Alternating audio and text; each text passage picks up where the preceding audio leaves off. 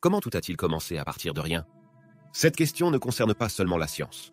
Il s'agit d'un mystère philosophique profond qui nous fait réfléchir à la nature même de l'existence et à la façon dont l'univers est apparu.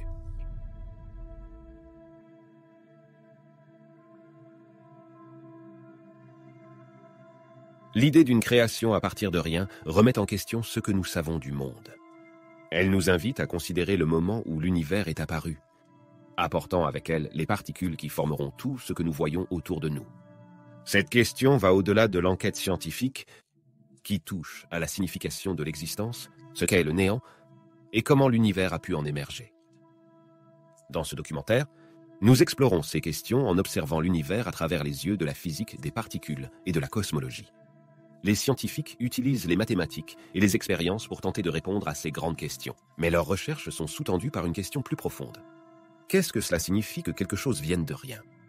Comment les lois de la physique peuvent-elles expliquer l'émergence de l'univers à partir d'un état où il n'y avait pas d'espace, pas de temps? Et peu importe? La physique des particules est une branche de la science qui s'intéresse au monde de l'infiniment petit. Explorer les particules fondamentales qui composent l'univers et les forces avec lesquelles elles interagissent. Contrairement aux objets familiers de notre vie quotidienne, qui sont régis par la physique classique, le domaine subatomique fonctionne selon les règles de la mécanique quantique, révélant un monde à la fois fascinant et contre-intuitif. Au cœur de la physique des particules se trouve la quête de la compréhension de la composition et du fonctionnement de l'univers au niveau le plus élémentaire. Les scientifiques de ce domaine étudient des particules telles que les quarks, les électrons et les neutrinos, qui sont les éléments constitutifs des atomes, eux-mêmes les éléments constitutifs de la matière. Ces particules sont incroyablement petites, à tel point que leurs propriétés et leur comportement remettent en question notre compréhension conventionnelle de l'espace et du temps. L'une des réalisations les plus importantes de la physique des particules a été l'élaboration du modèle standard, une théorie qui décrit les forces fondamentales, à l'exception de la gravité, et les particules qui constituent l'univers. Selon le modèle standard, il existe 4 forces fondamentales: la force électromagnétique, qui provoque des effets électriques et magnétiques, la force nucléaire faible, qui joue un rôle dans la désintégration radioactive, la force nucléaire forte, qui lie les quarks entre eux dans le noyau d'un atome, et la gravité, qui n'est pas encore totalement expliquée par ce modèle, mais on sait qu'elle régit l'attraction entre les masses. Le modèle standard a remarquablement réussi à prédire et à expliquer le comportement des particules dans d'innombrables expériences, mais ce n'est pas le dernier mot. Les scientifiques sont toujours à la recherche d'une théorie plus complète qui puisse inclure la gravité et rendre compte des mystères de la matière noire et de l'énergie noire, qui constituent la majeure partie de la masse et de l'énergie de l'univers, mais restent difficiles à détecter directement. La recherche en physique des particules nécessite une technologie incroyablement sophistiquée, telle que les accélérateurs et les détecteurs de particules. Ces machines accélèrent les particules à une vitesse proche de celle de la lumière et de les faire entrer en collision, permettant aux chercheurs d'observer les interactions et les particules produites. Le Grand Collisionneur de Hadron, LHC, situé près de Genève, Suisse, est l'un des accélérateurs de particules les plus puissants au monde. C'est là que le boson de Higgs a été découvert. Particule prédite par le modèle standard qui confère une masse aux autres particules, a été découvert en 2012. Cette découverte a constitué une avancée monumentale, comblé une lacune cruciale dans notre compréhension de la physique des particules. Malgré sa complexité, le domaine de la physique des particules est motivé par une question simple et profonde. De quoi est fait l'univers? La recherche d'une réponse a conduit à des découvertes et des technologies révolutionnaires, y compris le World Wide Web, qui a été initialement développé au CERN, l'Organisation européenne pour la recherche nucléaire, pour faciliter l'échange d'informations entre les scientifiques. Au fur et à mesure que nous approfondissons les mystères de l'univers, l'intrigante intersection entre la cosmologie et la physique des particules devient de plus en plus évidente, tissant une tapisserie complexe qui s'étend de l'immensité de l'espace à la minutie des particules subatomiques. Cosmologie, l'étude des origines de l'univers, structure et l'évolution, trouve un partenaire surprenant dans la physique des particules, en mettant l'accent sur les constituants fondamentaux de la matière et les forces qui régissent leurs interactions. Cette synergie ouvre de nouvelles voies pour comprendre non seulement de quoi est fait l'univers, mais aussi comment elle est née et a évolué au cours de milliards d'années. Au cœur de cette intersection se trouve la théorie du Big Bang, pierre angulaire de la cosmologie qui postule que l'univers est né d'une matière incroyablement chaude,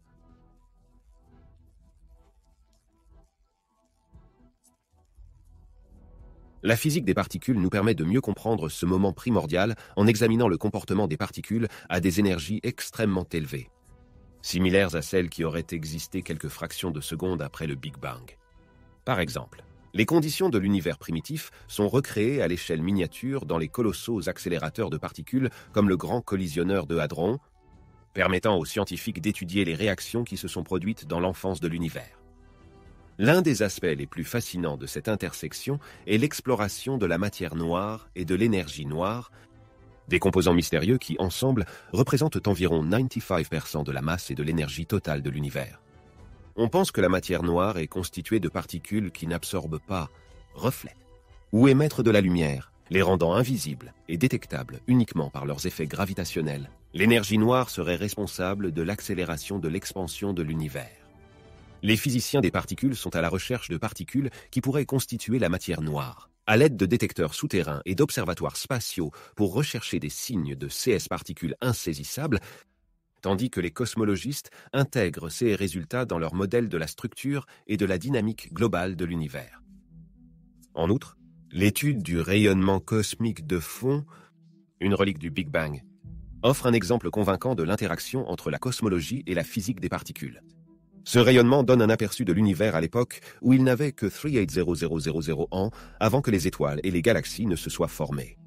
En analysant ces subtiles variations de température, les scientifiques acquièrent des connaissances sur la distribution de la matière et la nature des conditions initiales de l'univers, en éclairant les théories de la cosmologie et de la physique des particules sur les forces fondamentales et les particules en jeu lors de la formation de l'univers. Cette approche interdisciplinaire permet non seulement d'élargir notre compréhension de l'univers, mais aussi de remettre en question et d'affiner les théories dans les deux domaines. Par exemple, les divergences dans les mesures de la constante de Hubble, qui décrit la vitesse d'expansion de l'univers, suggèrent qu'il pourrait y avoir une nouvelle physique en jeu qui n'est pas actuellement expliquée par le modèle standard de la physique des particules ou par le modèle lambda CDM, le modèle cosmologique dominant. Ces anomalies motivent la recherche d'une théorie plus unifiée, capable de réconcilier les lois qui régissent le cosmos aux plus grandes échelles avec celles qui régissent les plus petites particules. L'exploration des liens entre la cosmologie et la physique des particules, il est essentiel de se pencher sur les forces fondamentales de la nature, qui constituent l'épine dorsale du cosmos et du monde des particules subatomiques. Ces forces sont comme les règles de l'univers, dicter la façon dont tout se passe. Des galaxies aux quarks, interagent. La compréhension de ces forces permet de tout comprendre, du mouvement des planètes à la stabilité de la matière elle-même. La gravité est sans doute la force la plus connue. C'est la force qui maintient nos pieds sur le sol et qui régit le mouvement des planètes, étoiles et des galaxies. Malgré sa présence universelle, la gravité est la plus faible des 4 forces. Cependant, son influence s'étend sur d'immenses distances, qui assurent la cohésion de l'univers. La force de gravité entre deux objets est déterminée par leur masse et la distance qui les sépare, telle que décrite par la loi de la gravitation universelle d'Isaac Newton. La théorie de la relativité générale d'Albert Einstein a ensuite affiné notre compréhension de la gravité, la décrivant comme la courbure de l'espace-temps autour des masses. L'électromagnétisme est la force responsable de la quasi-totalité des phénomènes rencontrés dans la vie quotidienne au-dessus de l'échelle nucléaire. Il agit entre les particules chargées, tels que les protons et les électrons, et est à l'origine de l'électricité, magnétisme et de la lumière.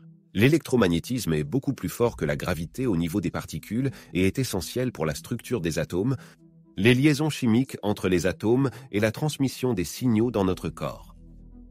La force nucléaire forte, également connue sous le nom d'interaction forte, est la plus puissante des 4 forces, mais elle agit sur une très courte distance. Il lie les protons et les neutrons dans le noyau d'un atome. Sans la force forte, n'existerait pas sous leur forme actuelle, en surmontant la répulsion électromagnétique entre les protons chargés positivement à l'intérieur du noyau. Cette force est également responsable de l'assemblage des quarks pour former les protons et les neutrons, les composants des noyaux atomiques. La force nucléaire faible, ou l'interaction faible, est responsable de la désintégration radioactive et de certains types de réactions nucléaires, comme ceux qui alimentent le Soleil. Elle agit sur une distance encore plus courte que la force forte et joue un rôle essentiel dans les processus qui transforment un type de particule subatomique en un autre, comme la transformation d'un neutron en proton, électron et le neutrino. Cette force joue un rôle crucial dans les réactions de fusion nucléaire qui alimentent les étoiles et, par extension, la synthèse des éléments dans l'univers. 16 forces fondamentales de la nature font partie intégrante des théories et des expériences qui jettent un pont entre l'immensité de la cosmologie et les subtilités de la physique des particules. Les scientifiques s'efforcent de développer une théorie unifiée qui puisse expliquer de manière cohérente les 4 forces dans un cadre unique. Un objectif qui n'a pas été atteint. La recherche d'une telle théorie, souvent appelée théorie du tout, continue d'être le moteur d'une grande partie de la recherche en physique, promettant de dévoiler d'autres mystères de l'univers. Examinons les particules qui sont considérées comme les éléments constitutifs de la matière elle-même. 16 particules sont à la base de tout ce qui est visible et tangible dans notre monde, de l'air que nous respirons aux étoiles du ciel nocturne. Le modèle standard de la physique des particules fournit un cadre qui identifie les plus petits constituants de la matière, en les classant en quarks, leptons, et les particules porteuses de force qui transmettent les forces fondamentales. Les quarks sont des particules incroyablement minuscules qui se combinent pour former les protons et les neutrons, les composants des noyaux atomiques. Il en existe 6 types, ou des arômes, de quarks vers le haut, vers le bas, charme, étrange, supérieur, et en bas. Les quarks ne sont jamais isolés dans la nature en raison d'un phénomène connu sous le nom de confinement des couleurs. Ils sont toujours liés par groupes de 2 ou 3, formant des particules appelées respectivement mésons et baryons. Les protons sont constitués de 2 quarks up et d'un quark down, tandis que les neutrons sont constitués de 2 quarks descendants et d'un quark ascendant. Les propriétés et les interactions des quarks sont déterminées par la force nucléaire forte, la plus puissante des 4 forces fondamentales qui les maintient enfermés dans le noyau. Les leptons constituent une autre catégorie de particules fondamentales, dont l'électron est le membre le plus connu. Comme les quarks, il existe 6 types de leptons. L'électron, muon, tau, et les neutrinos correspondants, neutrinos électroniques, muon neutrino et le neutrino tau. Contrairement aux quarks, les leptons ne subissent pas la force nucléaire forte. Les électrons gravitent autour du noyau d'un atome, jouant un rôle crucial dans les réactions chimiques et la conductivité électrique. Les neutrinos sont des particules insaisissables qui n'interagissent pratiquement pas avec la matière, ce qui les rend incroyablement difficiles à détecter, bien qu'elles soient produites en grande quantité par le Soleil et d'autres processus nucléaires. En plus des quarks et des leptons, le modèle standard inclut des particules porteuses de force appelées bosons, qui servent d'intermédiaires entre les 4 forces fondamentales. Les photons sont porteurs de la force électromagnétique, les gluons sont les médiateurs de la force forte, les bosons W et Z sont responsables de la force faible. Et le boson de Higgs récemment confirmé est associé au champ de Higgs, qui confère aux particules leur masse.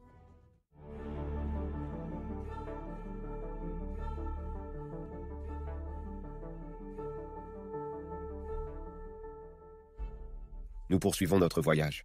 Nous nous aventurons dans le domaine de la théorie du Big Bang, un concept essentiel qui fournit une explication convaincante de l'origine de l'univers. Cette théorie est la pierre angulaire de la cosmologie moderne et offre une fenêtre sur les premiers instants de l'univers, suggérant que tout ce que nous observons aujourd'hui, des plus petites particules aux galaxies les plus vastes, proviennent d'un singulier il y a environ 13 milliards 800 millions d'années, le point le plus dense et le plus chaud de l'histoire de l'humanité. La théorie du Big Bang propose que l'univers était autrefois dans un état extrêmement chaud et dense et qu'il s'est développé rapidement.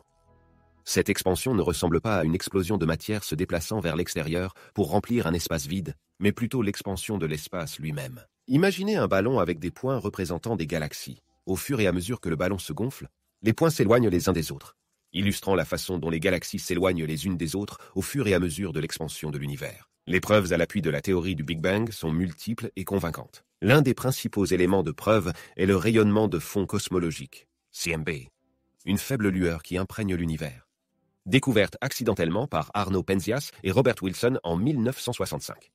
Ce rayonnement est la rémanence du Big Bang, étiré aux fréquences des micro-ondes par l'expansion de l'univers. Les observations du CMB fournissent un instantané de l'univers naissant, permettant aux scientifiques de se faire une idée de ses conditions et de sa composition initiale.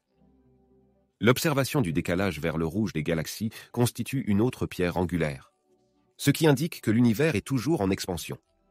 Ce décalage vers le rouge est dû au fait que la lumière provenant des galaxies lointaines est étirée pour être plus longue, des longueurs d'onde plus rouges à mesure que l'espace qui nous sépare des galaxies s'élargit. Edwin Hubble a été le premier à observer ce phénomène en 1929. Edwin Hubble a été le premier à observer ce phénomène en 1929, qui apporte la preuve directe que l'univers n'est pas statique, mais dynamique et en constante expansion. En outre, la théorie du Big Bang explique les abondances relatives des éléments les plus légers de l'univers, hydrogène, l'hélium et le lithium, observés aujourd'hui. Ces éléments ont été formés au cours des premières minutes qui ont suivi le Big Bang dans le cadre d'un processus connu sous le nom de nucléosynthèse, et leurs proportions sont très proches des prévisions de la théorie.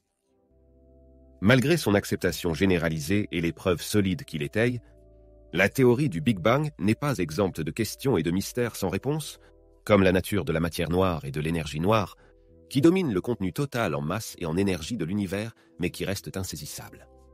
En outre, la théorie n'explique pas ce qui a précédé le Big Bang, ni la cause sous-jacente de l'expansion initiale, laissant la place à une exploration théorique et observationnelle plus poussée. La théorie du Big Bang a révolutionné notre compréhension des origines de l'univers, structure, et l'évolution. Il brosse le tableau d'un univers dynamique, né d'un état singulier de densité et de chaleur inimaginable, évoluant pendant des milliards d'années vers le cosmos complexe que nous observons aujourd'hui. Dans la foulée immédiate du Big Bang, l'univers était chaud, mer dense d'énergie.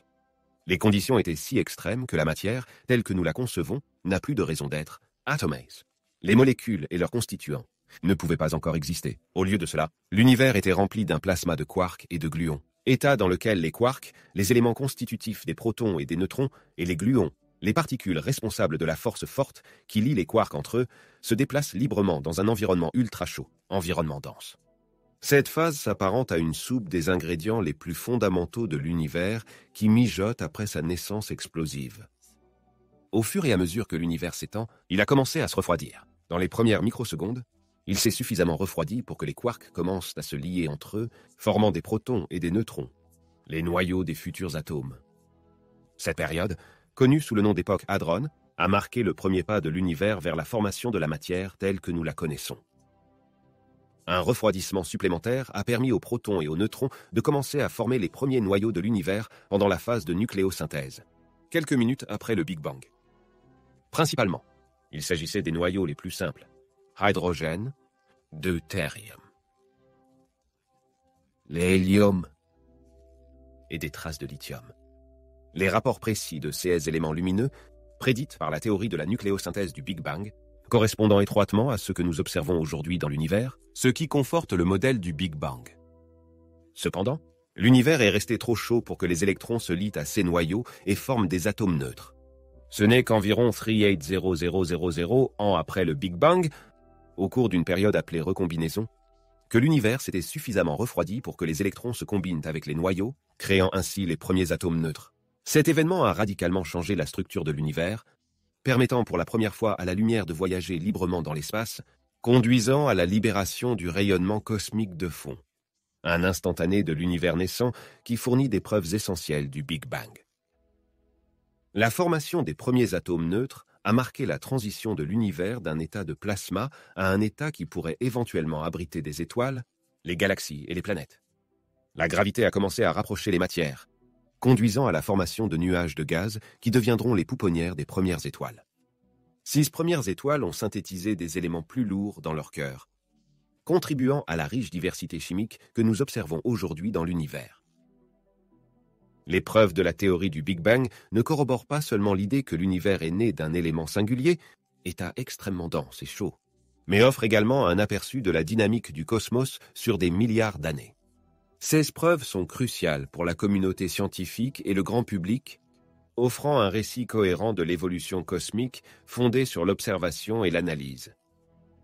Le rayonnement de fond cosmologique constitue un pilier monumental de la preuve du Big Bang. Découvert en 1965 par Arno Penzias et Robert Wilson, le CMB est une faible lueur de lumière qui remplit l'univers, qui subsiste depuis l'époque qui a suivi le Big Bang. Ce rayonnement est la rémanence de l'enfance de l'univers, refroidi aux fréquences des micro-ondes par l'expansion de l'univers au cours de milliards d'années. Mesures du CMB par des satellites tels que COBE, BabBouMap et Planck ont permis d'obtenir une image détaillée de l'univers primitif présentant de légères fluctuations de température correspondant à des régions de densité légèrement différentes. Ces fluctuations sont à l'origine de toutes les structures futures, les galaxies, étoiles, et les planètes qui peuplent l'univers aujourd'hui. L'expansion de l'univers lui-même est une preuve directe du Big Bang. Dans le cadre de Dans les années 1920, Edwin Hubble a fait la découverte révolutionnaire que les galaxies s'éloignent de nous dans toutes les directions, leur vitesse étant proportionnelle à leur distance.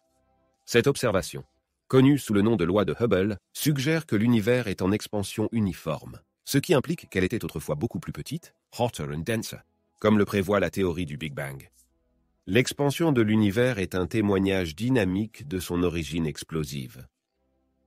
L'abondance d'éléments légers constitue un autre élément de preuve essentiel. La théorie du Big Bang prévoit la production d'hydrogène, l'hélium,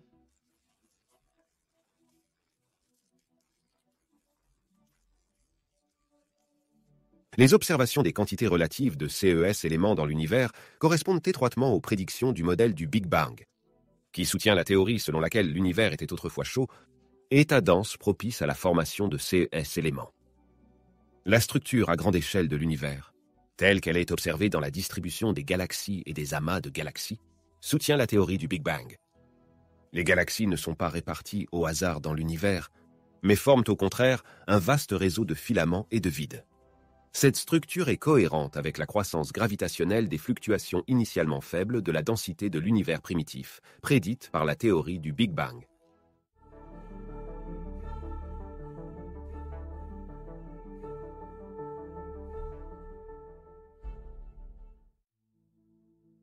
Pour suivre notre voyage, nous approfondissons le concept de fluctuation quantique, un phénomène profondément enraciné dans le domaine quantique qui joue un rôle central dans la structure du cosmos. Les fluctuations quantiques sont des changements temporaires de la quantité d'énergie en un point de l'espace, conformément au principe d'incertitude de Werner Heisenberg, qui stipule que certaines paires de propriétés physiques, comme la position et l'élan, ne peuvent pas être mesurées avec précision en même temps. Ce principe est une pierre angulaire de la mécanique quantique et introduit le concept d'incertitude inhérente au niveau quantique. Dans le vide de l'espace, ce que nous pourrions considérer comme des fluctuations quantiques vides se produisent spontanément, avec des particules et des antiparticules qui apparaissent et disparaissent. These particles, connues sous le nom de particules virtuelles, malgré leur caractère éphémère, elles ont des effets réels et peuvent influencer le comportement d'autres particules. Par exemple, les fluctuations quantiques seraient à l'origine des légers déplacements des niveaux d'énergie des électrons dans les atomes, un effet observé et vérifié par des expériences.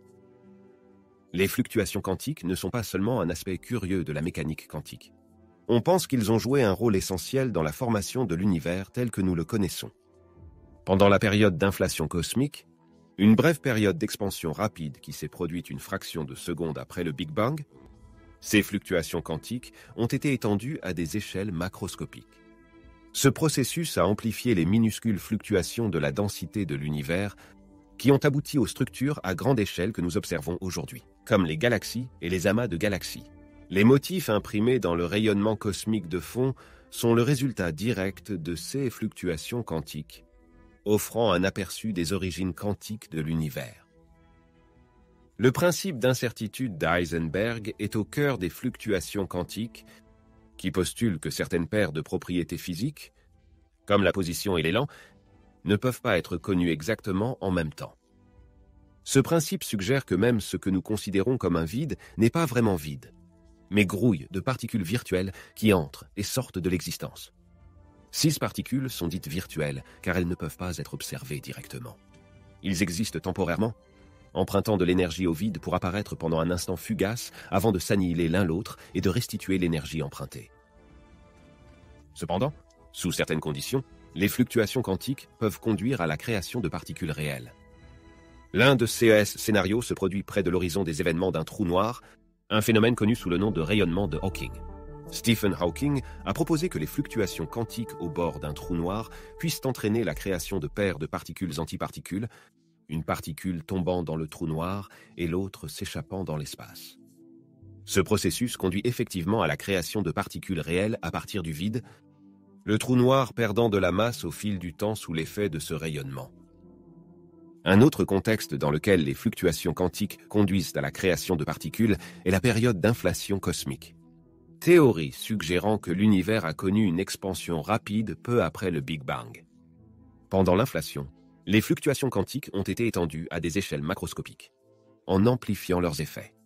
Ces fluctuations de la densité de l'univers primitif ont été à l'origine de la formation de toutes les structures à grande échelle que nous observons aujourd'hui, comme les galaxies et les amas de galaxies. L'amplification des fluctuations quantiques pendant l'inflation implique que les particules virtuelles pourraient se figer en particules réelles, contribuant au contenu en matière de l'univers.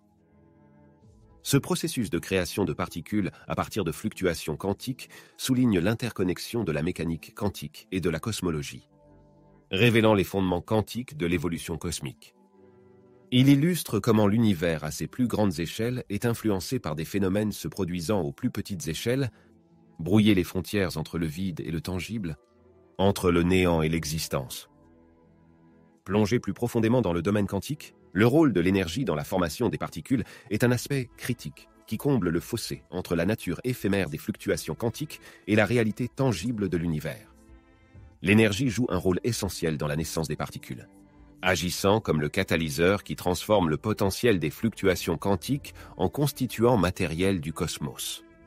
Ce processus trouve son origine dans l'une des équations les plus célèbres de la physique, HMC2, proposée par Albert Einstein, qui postule que l'énergie, E, et la masse, m, sont interchangeables, c étant la vitesse de la lumière. Ce principe fondamental souligne le lien profond entre l'énergie et la création de particules, illustrant comment les fluctuations du vide quantique peuvent donner naissance à la matière. Dans le vide de l'espace, ce qui semble vide est en fait un chaudron bouillonnant d'énergie dû aux fluctuations quantiques. 16 fluctuations représentent des changements temporaires de la quantité d'énergie en un point de l'espace, permettant la création de paires particules-antiparticules. Bien que ces paires s'annihilent l'une l'autre presque instantanément, renvoyer l'énergie empruntée au vide dans certaines conditions, elles peuvent devenir de véritables particules. La conversion de l'énergie en particules est une partie très importante du processus, et la pierre angulaire de notre compréhension de l'univers primitif et des processus qui l'ont rempli de matière. Par exemple, dans les conditions d'énergie incroyablement élevées qui ont suivi le Big Bang, l'univers était chaud, une soupe dense d'énergie. Au fur et à mesure que l'univers s'étend et se refroidit, une partie de cette énergie s'est condensée en particules selon les principes énoncés par l'équation d'Einstein. L'univers primitif a connu plusieurs phases, y compris l'époque électrofaible et l'époque des quarks, au cours de laquelle les forces fondamentales de la nature se sont séparées et les éléments constitutifs de la matière se sont formés et rassemblés pour former les protons et les neutrons qui composent aujourd'hui les noyaux atomiques. L'énergie ne facilite pas seulement la création de particules, mais influence également leurs interactions et les structures qu'ils forment. Par exemple, l'énergie libérée lors des processus de fusion nucléaire au cœur des étoiles est à l'origine de la synthèse des éléments plus lourds indispensables à la vie, du carbone au fer. Ce pouvoir de transformation de l'énergie, de l'allumage des étoiles à la forge des éléments, met en évidence son rôle fondamental dans la formation du cosmos. Naviguer à partir du rôle central de l'énergie dans la formation des particules, nous nous trouvons aux portes d'un autre concept fondamental dont nous avons parlé précédemment, le principe d'incertitude d'Heisenberg. Ce principe n'est pas une simple curiosité mathématique, c'est une fenêtre sur le flou inhérent au monde quantique et a des implications directes sur la création de particules à partir d'un espace apparemment vide. Le principe d'incertitude, introduite par Werner Heisenberg en 1927, affirme qu'il est impossible de connaître simultanément la position exacte et la quantité de mouvement exact d'une particule. Cette incertitude inhérente n'est pas due à des imperfections expérimentales, mais est une propriété fondamentale de l'univers au niveau quantique. Le principe d'incertitude est intimement lié à la création de particules, en particulier dans le contexte des fluctuations quantiques dans le vide de l'espace. Selon la théorie quantique des champs, le vide n'est pas vide, mais regorge de particules virtuelles qui entrent et sortent continuellement de l'existence. 16 particules sont qualifiées de virtuelles car elles existent temporairement, empruntées de l'énergie au vide en raison de la prise en compte du principe d'incertitude. Le principe permet ces fluctuations en autorisant une violation temporaire de la conservation de l'énergie, à condition que l'énergie empruntée soit remboursée rapidement, empêchant ainsi toute violation d'être directement observée. Cet emprunt temporaire d'énergie permet la formation spontanée de paires particules-antiparticules, bien que ces paires s'annihilent généralement l'une l'autre presque immédiatement. Ils restituent au vide l'énergie qu'ils ont empruntée. Leur brève existence est une conséquence directe de l'incertitude inhérente à leur position et à leur moment. Dans le cas d'un trou noir, ou pendant l'expansion rapide de l'univers primitif, ces particules virtuelles peuvent être séparées et devenir réelles, observable particles.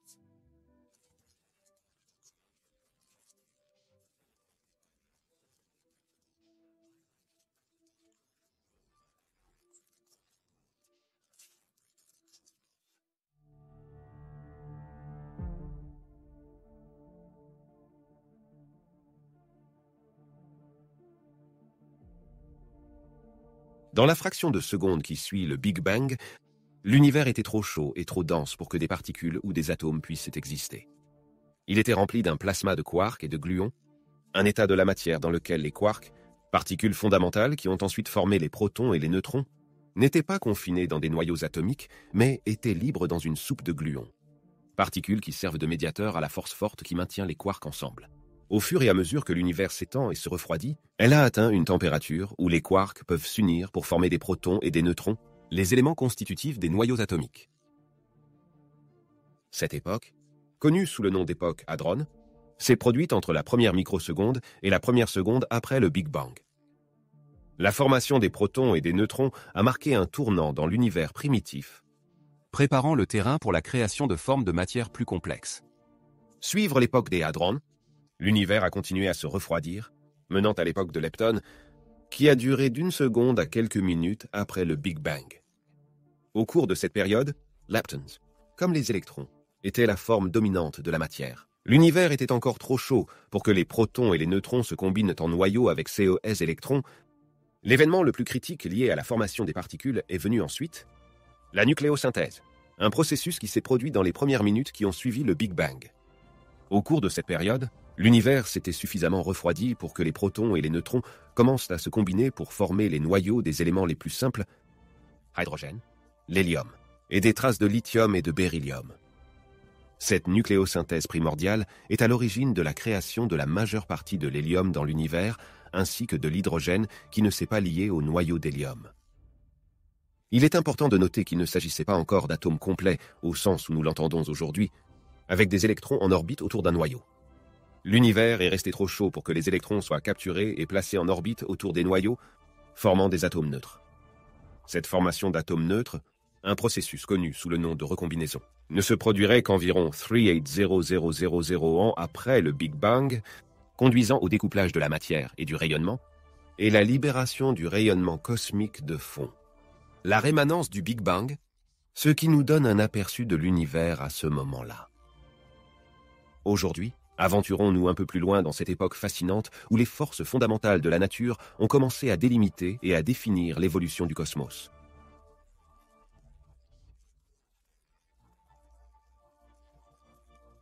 Depuis ses premiers balbutiements jusqu'à l'étendue richement structurée que nous observons aujourd'hui.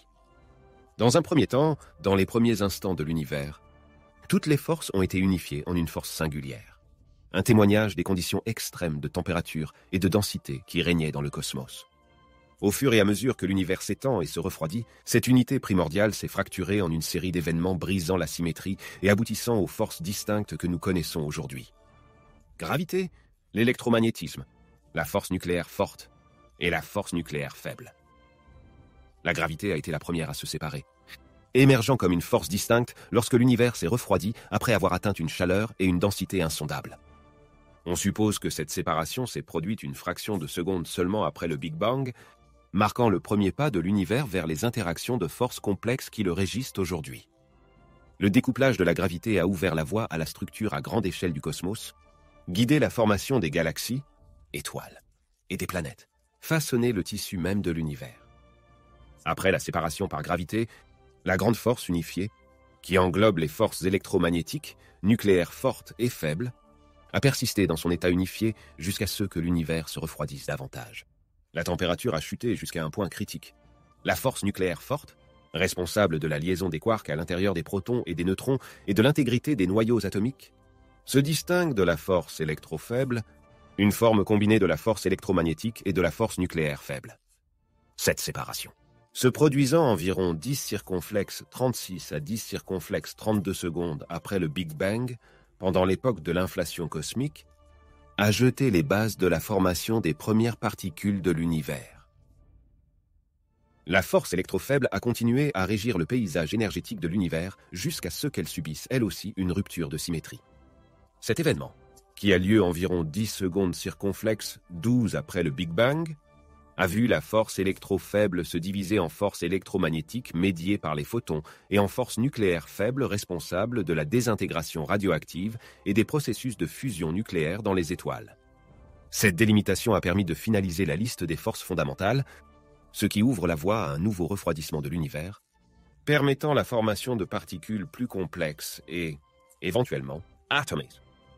La séparation des forces fondamentales au cours de l'enfance de l'univers a été une série d'événements cruciaux qui ont permis la diversité de la matière et des structures observées dans le cosmos aujourd'hui. Passons sur les moments charnières où les forces fondamentales de la nature ont commencé à se séparer progressivement. Nous nous penchons sur l'importance de l'époque électrofaible, une période déterminante dans l'évolution de l'univers. Cette époque représente une phase critique peu après le Big Bang, au cours de laquelle les forces électromagnétiques et nucléaires faibles, 2 des 4 forces fondamentales, ont été unifiées en une seule force, connue sous le nom de force électrofaible. L'époque électrofaible s'est produite approximativement entre 10 circonflexes 12 secondes et 10 circonflexes 6 secondes après le Big Bang, une époque où l'univers se refroidissait par rapport à son état initial chaud et dense, tout en restant incroyablement énergique et dynamique. L'importance de l'époque électrofaible réside dans le rôle qu'elle a joué dans la formation de l'univers primitif et dans le fait qu'elle a préparé le terrain pour la formation de la matière telle que nous la connaissons. Au cours de cette période, l'univers était rempli d'un chaud, plasma density quarks, leptons et leurs antiparticules, ainsi que les bosons électrofaibles qui servent de médiateurs à la force unifiée. Au fur et à mesure que l'univers s'étend et se refroidit, elle a atteint une température critique qui a permis à la force électrofaible de subir une rupture de symétrie. Cet événement a conduit à la différenciation de la force électromagnétique, par l'intermédiaire de photons, de la force nucléaire faible, par l'intermédiaire des bosons W et Z. Cette séparation a été une étape fondamentale dans la maturation de l'univers,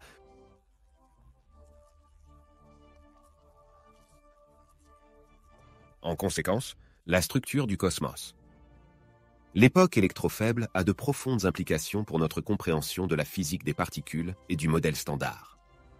Le mécanisme de Higgs, prédit par la présence du champ de Higgs, a joué un rôle crucial à cette époque. L'interaction des particules avec le champ de Higgs les a dotées d'une masse, un processus central dans l'événement de brisure de symétrie qui a distingué la force électromagnétique et la force nucléaire faible.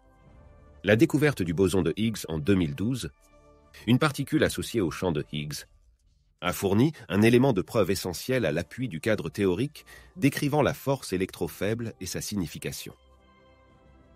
Les quarks, les constituants fondamentaux de la matière, sont soumis à la force nucléaire forte, l'une des 4 forces fondamentales qui se sont distinguées dans les premières phases de l'évolution de l'univers. Cette force, également connue sous le nom d'interaction forte, est remarquablement puissante. Mais son influence ne s'étend que sur une très courte distance. Dans les premiers instants de l'univers, il a servi de colle pour lier les quarks par groupe de 3 pour former les baryons, qui comprennent les protons et les neutrons, les éléments constitutifs des noyaux atomiques.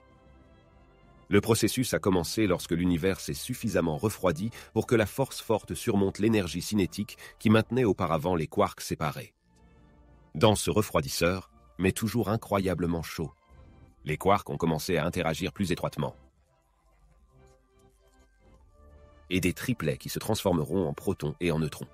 Un proton est composé de 2 quarks up et d'un quark down, tandis qu'un neutron est constitué de 2 quarks down et d'un quark up.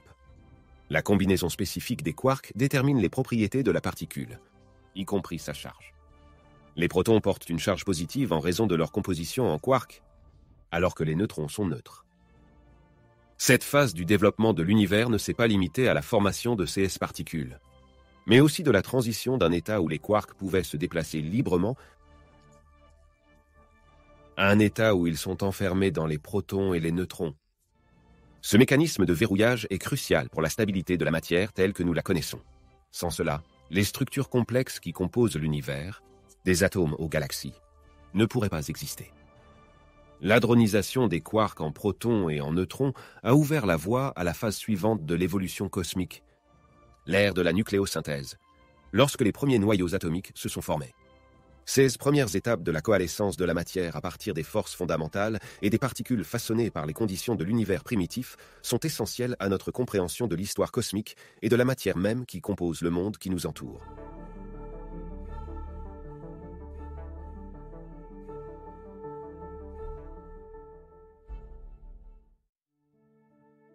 Après la formation des protons et des neutrons, l'univers a continué à s'étendre et à se refroidir.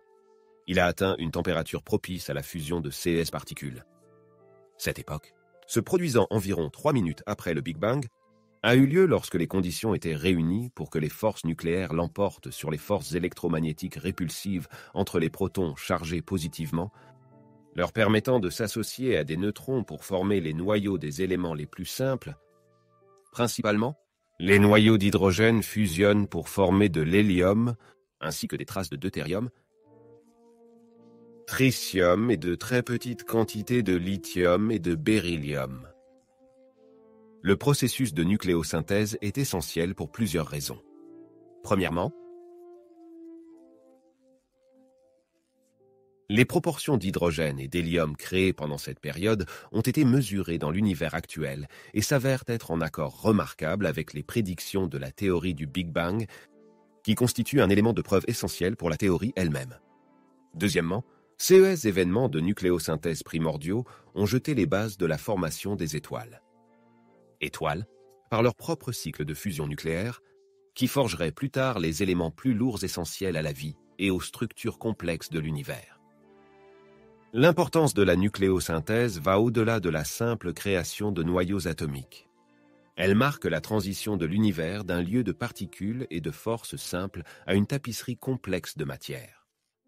C'est au cours de cette période que l'univers a fait ses premiers pas vers la diversité chimique, préparant ainsi le terrain pour la longue évolution cosmique qui aboutirait à la formation de planètes, vie et le vaste éventail de phénomènes célestes qui remplissent le cosmos. Nous arrivons au chapitre suivant de l'histoire des débuts de l'univers, la formation des premiers atomes. Cet événement marquant, se produisant environ 380000 ans après le Big Bang, a marqué le refroidissement de l'univers jusqu'à ce que les électrons puissent se lier au noyau pour former des atomes neutres, une période connue sous le nom de recombinaison. La toile de fond de ce changement monumental était un univers en expansion et en refroidissement depuis son état initial de chaleur et de densité extrême, préparant le terrain pour la naissance de la matière atomique telle que nous la connaissons. L'univers s'est refroidi. Les protons et les neutrons qui s'étaient formés à partir des quarks ont commencé à interagir par le biais de la fusion nucléaire, la création des premiers noyaux simples au cours de la phase de synthèse nucléaire. Cela a conduit principalement à la formation d'hydrogène, qui est simplement un proton unique, et d'hélium, ainsi que des traces de deutérium, l'hydrogène lourd et le lithium. Ces éléments légers ont constitué l'abondance chimique initiale de l'univers.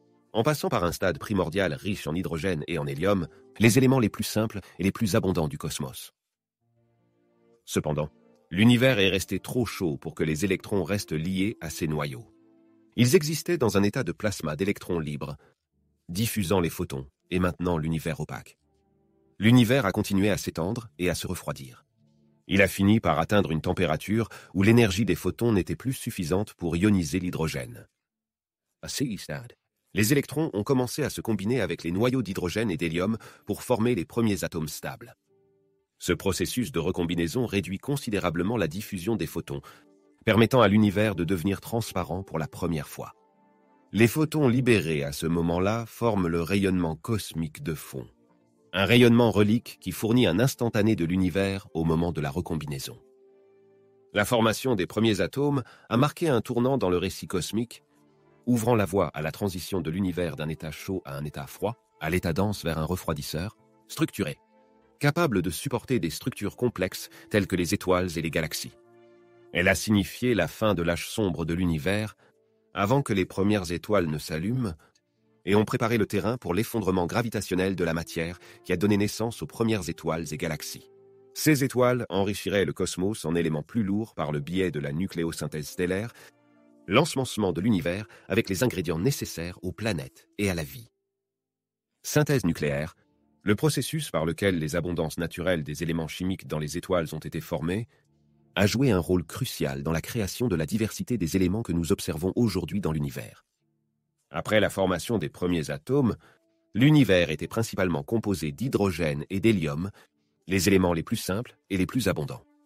Cependant, le monde complexe et varié qui nous entoure, de l'air que nous respirons aux matériaux qui composent la Terre, et même les composants de notre propre corps, nécessite un éventail beaucoup plus large d'éléments.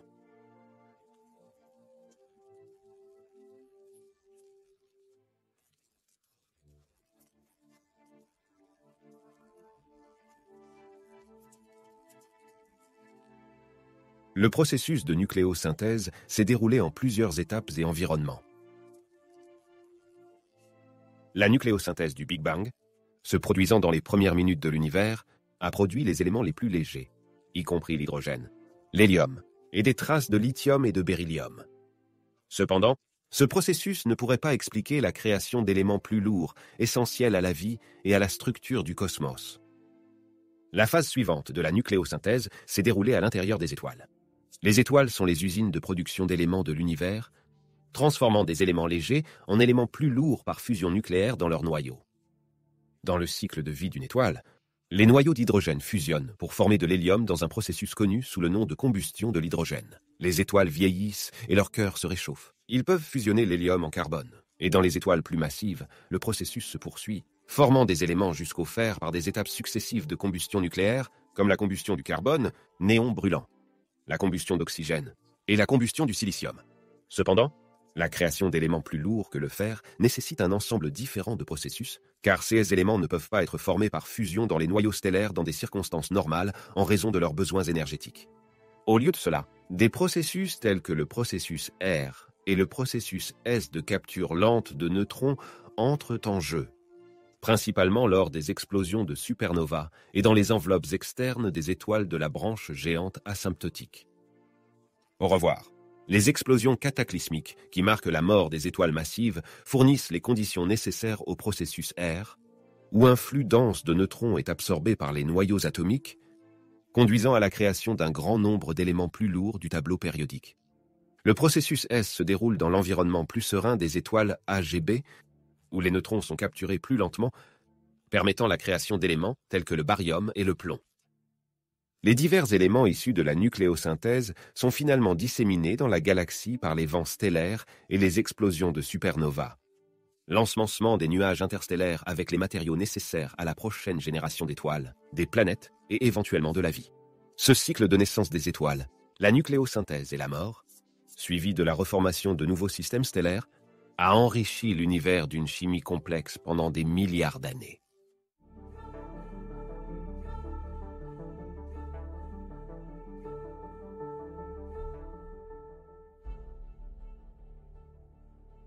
Les accélérateurs de particules sont des machines sophistiquées qui propulsent des particules chargées, telles que les protons ou les électrons, à des vitesses élevées et les frapper ensemble ou contre des cibles, générant des conditions qui imitent celles qui prévalaient juste après le Big Bang. Ces outils révolutionnaires permettent aux scientifiques d'étudier les propriétés fondamentales de la matière et les forces qui régissent les interactions entre les particules. En accélérant les particules à une vitesse proche de celle de la lumière et de les faire entrer en collision. Les accélérateurs de particules permettent aux chercheurs de décomposer les composants atomiques en leurs éléments constitutifs, révélant des particules et des phénomènes non observables dans des conditions normales. Le fonctionnement d'un accélérateur de particules implique l'utilisation de champs électriques pour accélérer les particules et de champs magnétiques pour les diriger et les concentrer le long d'une trajectoire spécifique, qui peut être circulaire, comme dans les synchrotrons et les anneaux de stockage, ou linéaire, comme dans les accélérateurs linéaires, LINAC. Lorsque ces particules de haute énergie entrent en collision, permettant aux scientifiques d'étudier les règles de la physique des particules dans des environnements présentant des densités d'énergie extrêmes similaires à celles qui existaient juste après le Big Bang. Il existe plusieurs types d'accélérateurs de particules, chacun servant des objectifs différents dans le domaine de la recherche et au-delà. Par exemple, le Grand Collisionneur de Hadron, LHC, suisse, est l'accélérateur de particules le plus grand et le plus puissant du monde, conçu pour sonder plus profondément les mystères de l'univers comme les propriétés du boson de Higgs, la matière noire et d'autres questions fondamentales sur la nature de la réalité. Au-delà de leurs applications scientifiques fondamentales, les accélérateurs de particules ont des utilisations pratiques dans différents domaines, y compris la médecine, où ils sont utilisés pour le traitement du cancer par radiothérapie et pour la production d'isotopes destinés au diagnostic médical, dans l'industrie pour le traitement des matériaux et la création de semi-conducteurs, et dans le domaine de l'art et de l'archéologie pour analyser des peintures et des objets sans les endommager. Le développement et l'exploitation des accélérateurs de particules sont des prouesses d'ingénierie et de physique, combinant des technologies de pointe dans le domaine des aimants supraconducteurs, des systèmes à vide et la détection de particules pour explorer les frontières de la connaissance humaine. Ces machines ne sont pas seulement des outils de découverte, mais sont également des catalyseurs de l'innovation technologique. Il est à l'origine d'avancées dans de nombreux domaines et contribue à l'infrastructure technologique de la société. Les accélérateurs de particules ont contribué à faire progresser notre compréhension des aspects fondamentaux de l'univers, qui a conduit à de nombreuses découvertes importantes qui ont façonné la physique moderne. Ces machines, en propulsant les particules à des vitesses élevées et en facilitant leur collision, ont permis aux scientifiques de sonder les secrets les plus profonds de l'univers, révélant l'existence de particules et de forces qui constituent la trame de tout ce qui nous entoure. L'identification du boson de Higgs est l'une des découvertes les plus révolutionnaires réalisées à l'aide d'accélérateurs de particules. En 2012, scientifiques au Grand Collisionneur de Hadron du CERN, LHC, ont annoncé avoir détecté une particule compatible avec le boson de Higgs, souvent appelée la particule de Dieu. Cette particule, prédite par le modèle standard de la physique des particules, est fondamentale pour comprendre pourquoi d'autres particules ont une masse. La découverte du boson de Higgs a été un moment monumental dans le domaine de la physique des particules, confirmant un pilier essentiel du modèle standard et contribuant à l'attribution du prix Nobel de physique à François Englert et Peter Higgs en 2013. Les accélérateurs de particules ont également joué un rôle essentiel dans la confirmation de l'existence des quarks, les éléments constitutifs des protons et des neutrons. À la fin des années 1960 et le début de l'année. Dans les années 1970, des expériences ont été menées au centre de l'accélérateur linéaire de Stanford, SLAC, a fourni la première preuve directe de l'existence des quarks, qui soutient le modèle de quark proposé par les physiciens Murray Gell-Mann et George Zweig dans les années 1980 et 1960. Cette a constitué une avancée significative dans notre compréhension de la structure de la matière, établissant que les quarks sont des constituants fondamentaux de la matière. En outre, ont facilité l'étude de l'antimatière, des particules identiques aux particules de matière, mais avec une charge opposée. Les expériences menées au CERN et dans d'autres installations ont permis aux physiciens de créer pièges et étudier les particules d'antimatière, comme l'antihydrogène. Ces études sont cruciales pour tester les symétries fondamentales de l'univers et pour comprendre pourquoi l'univers est principalement composé de matière, alors que la théorie du Big Bang prévoit des quantités égales de matière et d'antimatière. Les accélérateurs de particules ont également permis la découverte d'une pléthore de particules subatomiques, y compris les bosons W et Z, qui sont les médiateurs de la force nucléaire faible responsables de la désintégration radioactive. Dans les années 1980, le CERN a apporté la preuve essentielle de la théorie de l'électrofaible, qui unifie les forces électromagnétiques et faibles, l'un des principaux résultats des efforts déployés pour élaborer une théorie unifiée des forces fondamentales. Au-delà des découvertes fondamentales, les accélérateurs de particules ont contribué à faire progresser les traitements médicaux.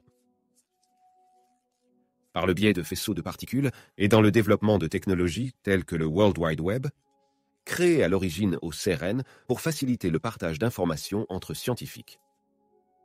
Aujourd'hui, comment ces expériences en physique des particules permettent-elles de valider les prédictions théoriques? L'interaction entre la théorie et l'expérience en physique des particules comporte plusieurs étapes clés. Les physiciens théoriciens développent des modèles basés sur des principes mathématiques pour expliquer les propriétés et les comportements des particules et les forces qui régissent leurs interactions. Ces modèles permettent souvent de prédire avec précision les résultats de certaines interactions ou l'existence de particules qui n'avaient pas été observées auparavant. Pour tester ces prédictions, les physiciens expérimentateurs conçoivent et réalisent des expériences à l'aide d'accélérateurs de particules. Ces machines accélèrent les particules à des énergies élevées et les font ensuite entrer en collision, créer des conditions permettant d'observer des phénomènes qui ne sont pas accessibles dans des circonstances normales. Les détecteurs entourant les points de collision capturent et enregistrent les particules produites lors de ces collisions. Et des techniques sophistiquées d'analyse des données sont utilisées pour interpréter les résultats. Un aspect important de la validation des prédictions théoriques est la capacité à reproduire les résultats expérimentaux.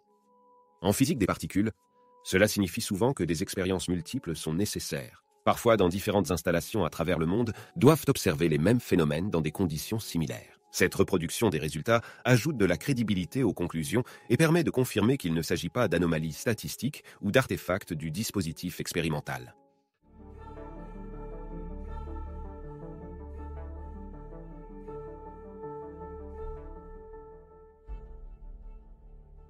Le modèle standard de la physique des particules est une théorie qui décrit 3 des 4 forces fondamentales connues dans l'univers.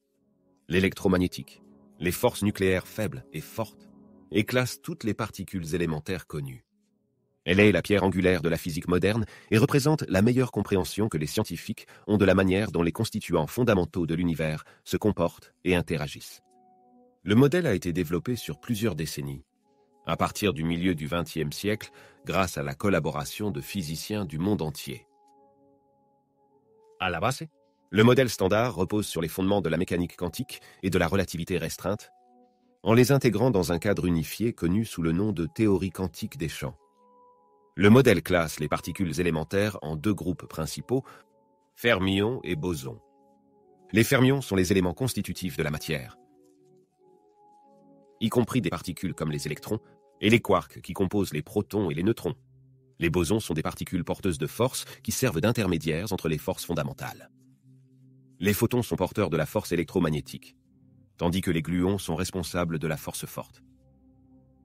La prédiction et la découverte ultérieure du boson de Higgs ont constitué un triomphe important du modèle standard, particule qui fournit une masse à d'autres particules par le biais du mécanisme de Higgs. Cette découverte au Grand Collisionneur de Hadron en 2000 a comblé une lacune cruciale dans le modèle et a été saluée comme l'une des réalisations les plus importantes de la physique, confirmant l'existence du champ de Higgs et de la particule qui lui est associée. Le modèle standard n'est pas complet. Il n'intègre pas la 4e force fondamentale, gravité, décrite par la relativité générale. Elle ne rend pas non plus compte de la matière noire et de l'énergie noire qui semblent constituer la majeure partie du contenu en masse et en énergie de l'univers.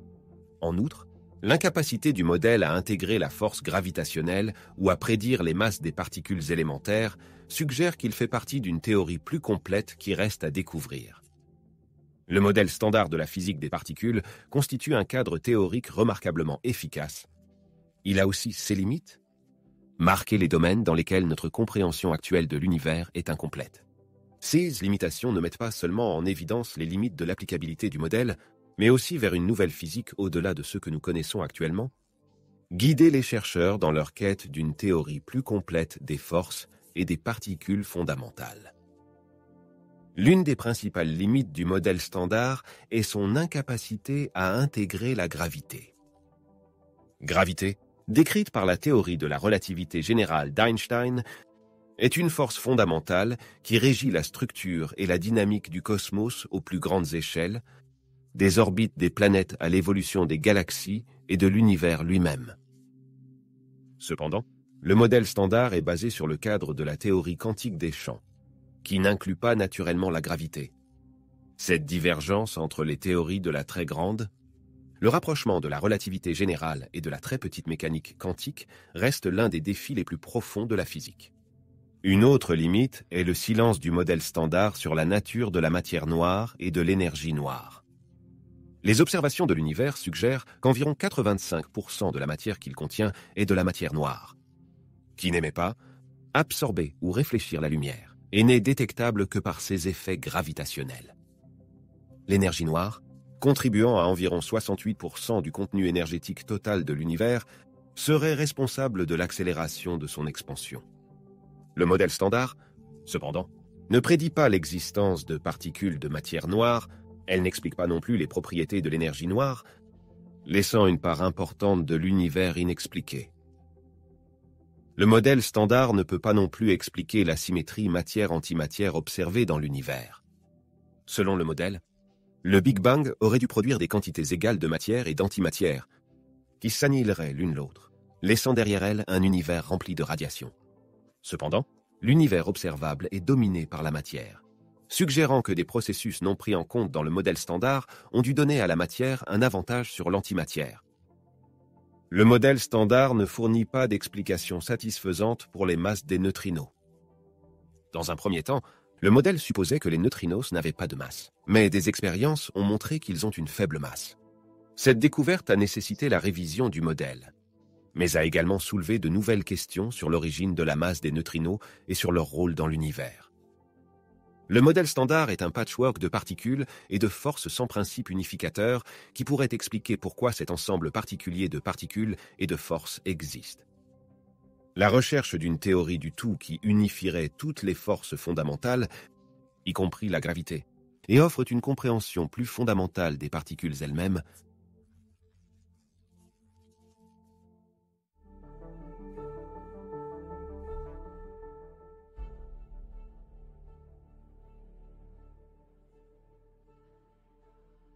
la matière noire et l'énergie noire sont deux des mystères les plus profonds de la cosmologie moderne,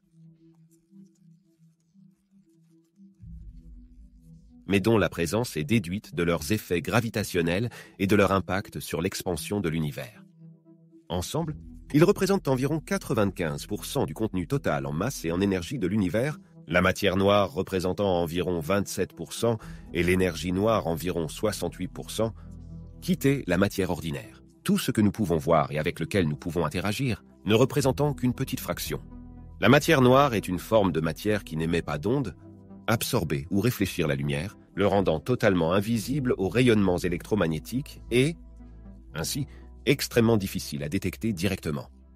Son existence a été évoquée pour la première fois dans le 1930 par l'astronome suisse Fritz Zwicky, qui a observé que les galaxies au sein des amas se déplaçaient à des vitesses qui impliquaient la présence d'une masse beaucoup plus importante que celle qui pouvait être prise en compte par la seule matière visible. Depuis lors, d'autres preuves provenant des courbes de rotation des galaxies, l'effet de lentille gravitationnelle et le rayonnement de fond cosmologique ont confirmé l'existence de la matière noire. Malgré son invisibilité, la matière noire exerce des forces gravitationnelles, influencer la structure et la formation des galaxies et des amas de galaxies.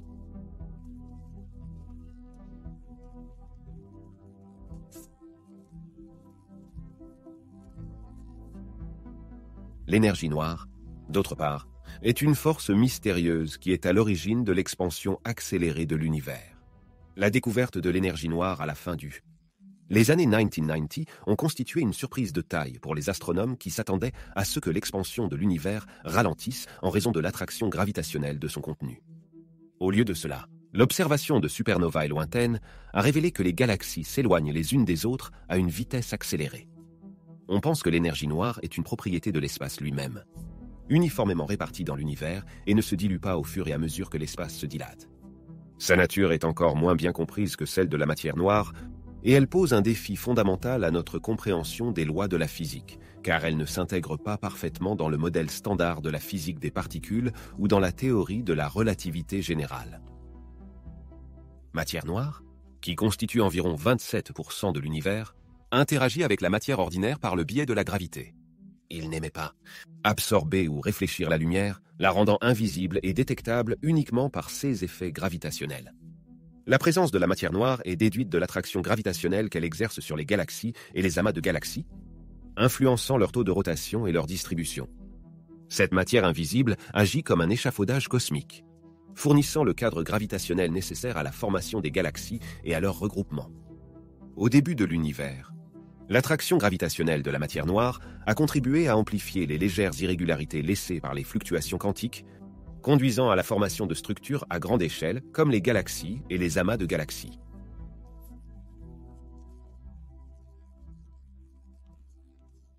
Conduisant à la formation d'étoiles et à la synthèse ultérieure d'éléments plus lourds par nucléosynthèse dans les étoiles. L'énergie noire, d'autre part, représente environ 68% de l'univers et serait responsable de son expansion accélérée.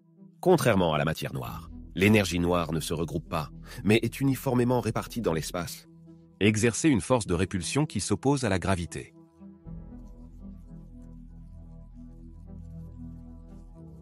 Mais son effet sur le taux d'expansion de l'univers a des implications cruciales pour la formation des particules et l'évolution du cosmos. L'accélération de l'expansion affecte la densité et la température de l'univers au fil du temps, influencer la vitesse à laquelle les structures se forment et évoluent. Cette expansion a un impact sur le refroidissement de l'univers et sur les régions où les particules peuvent s'assembler pour former des atomes, molécules et enfin les étoiles et les galaxies. Supersymétrie, souvent abrégée en SUSY, est un cadre théorique de la physique des particules qui propose un type de symétrie entre deux classes fondamentales de particules. Bosons, qui portent des forces, et des fermions, qui constituent la matière. Selon la supersymétrie, pour chaque boson dans le modèle standard, il existe un fermion partenaire correspondant, et vice-versa, qui n'a pas encore été observé. Ces particules partenaires sont appelées superpartenaires, avec des noms qui reflètent leurs équivalents dans le modèle standard, mais avec des préfixes ou des suffixes ajoutés, tels que les squarks pour les superpartenaires de quarks et les sélectrons pour les superpartenaires d'électrons. L'attrait de la supersymétrie réside dans sa capacité à résoudre plusieurs problèmes non résolus dans le cadre du modèle standard de la physique des particules et de la cosmologie. L'un des défis les plus importants qu'il vise à résoudre est le problème de la hiérarchie, qui concerne la grande différence d'intensité entre la force gravitationnelle et les autres forces fondamentales. La supersymétrie suggère que de nouvelles symétries dans les lois de la physique peuvent stabiliser la masse du boson de Higgs contre les corrections quantiques qui pourraient autrement la rendre beaucoup plus lourde, fournissant ainsi une explication naturelle de l'échelle faible et de la stabilité de la masse du boson de Higgs. En outre, la supersymétrie est l'un des principaux candidats à l'explication de la matière noire,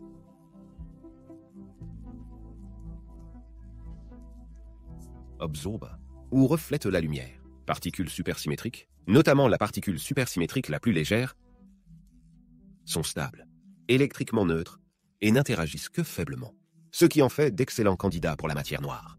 Si CES particules existent, ils pourraient expliquer les effets gravitationnels attribués à la matière noire dans les galaxies et les amas de galaxies.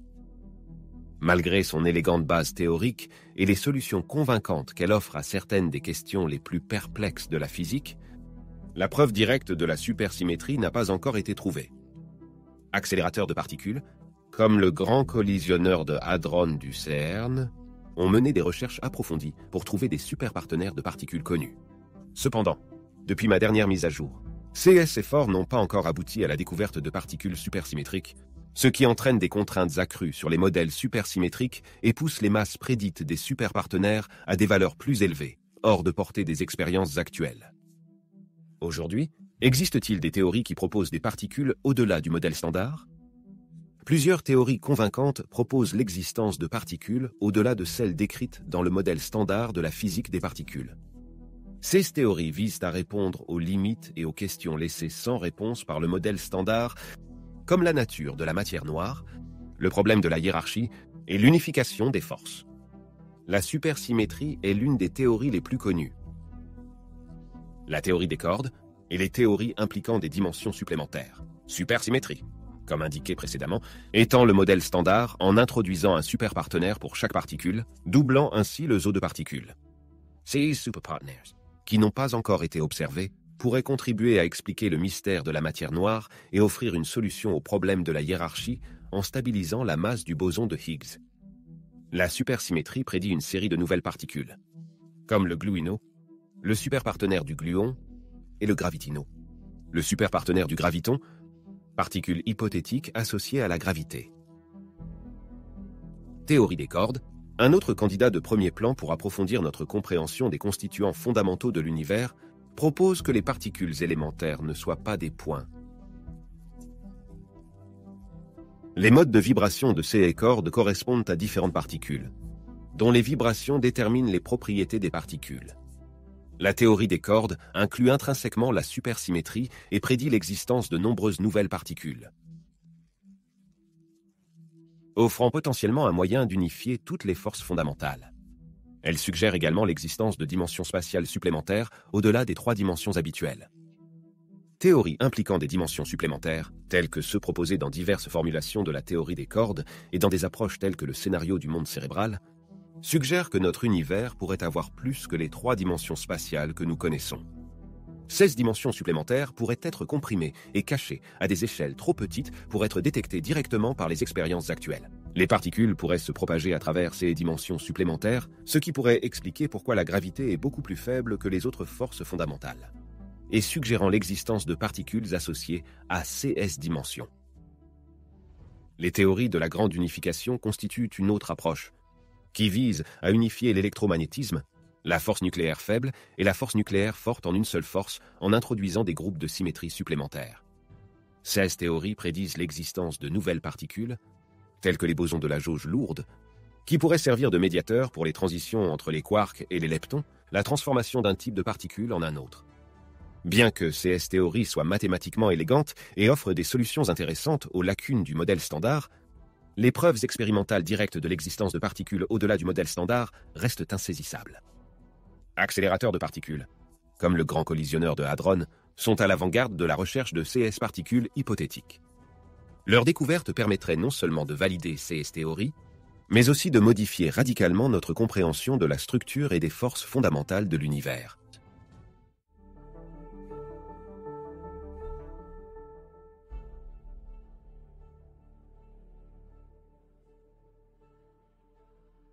Gravité, la plus faible mais aussi la plus importante des 4 forces fondamentales, exerce une influence profonde sur la formation des particules, façonnant le cosmos depuis les plus petites échelles jusqu'à l'immensité des structures galactiques. Bien que ces effets soient subtils dans le domaine de la physique des particules, le rôle de la gravité devient de plus en plus important lorsque l'on considère le contexte plus large de l'évolution de l'univers et de la formation des structures qui s'y trouvent. L'impact le plus direct de la gravité sur la formation des particules peut être observé dans le processus de formation des étoiles.